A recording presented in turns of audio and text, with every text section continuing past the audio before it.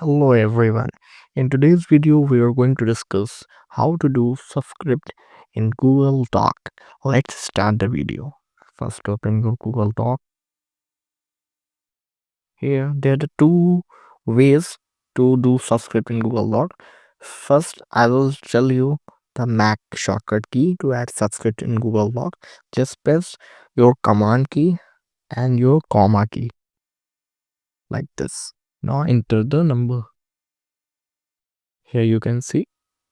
And for Windows, what you have to do, just press your control key and press comma again.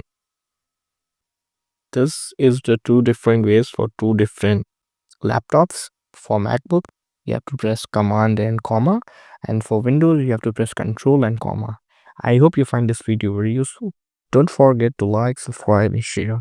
Thank you for watching.